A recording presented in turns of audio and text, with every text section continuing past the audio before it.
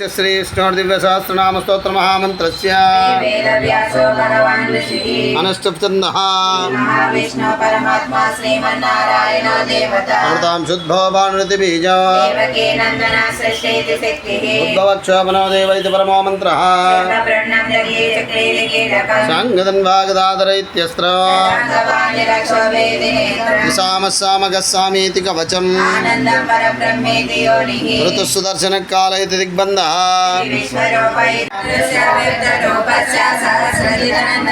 इष्ट विशिष्ट शिष्टेष्ट शिखण्डी नौर्जोर्जः अच्युत प्रेत प्राण प्राणदो वासवानुजः स्कन्द स्कन्दधरो दुर्यो वरदो वायुवानः शोकस्तारणस्तार शूरशौर्यजनेश्वरः पद्मनाभोरविन्दाक्ष पद्मगर्भशरीरभृत अतुलशरभो भीमः समयज्ञः विरहरिः इक्षरो रोहितो मार्गो हेतुर्दामोदरः अनिवर्तेन वृत्तात्मा संक्षेप्ता क्षेमकृत्सिमः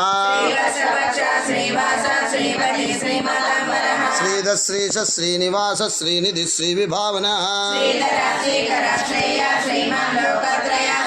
शिक्षस्वङ्गशतानन्दो नन्दिर्ज्योतिर्गणेश्वरः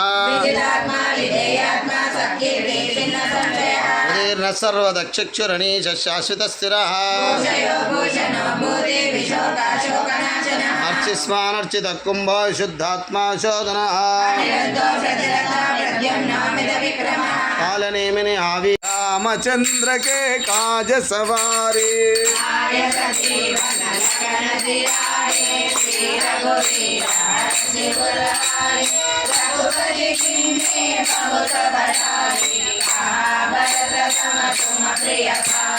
सहसवदन तुम्हारो यश गावै अस कहि श्रीपति कंठ लगावै सनकादिक ब्रह्मादि मुनीचा नारद शारद सहिता ईशा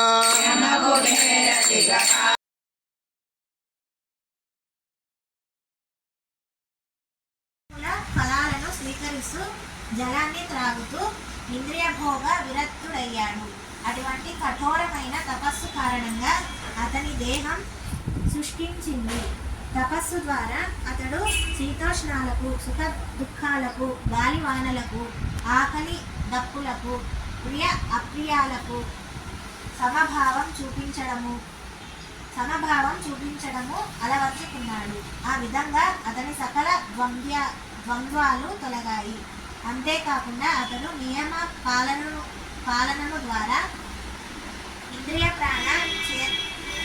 ప్రాణ చేతనాలను జయించి పరబ్రహ్మము పైననే సర్వస్వాన్ని సంలగ్నము చేశాడు.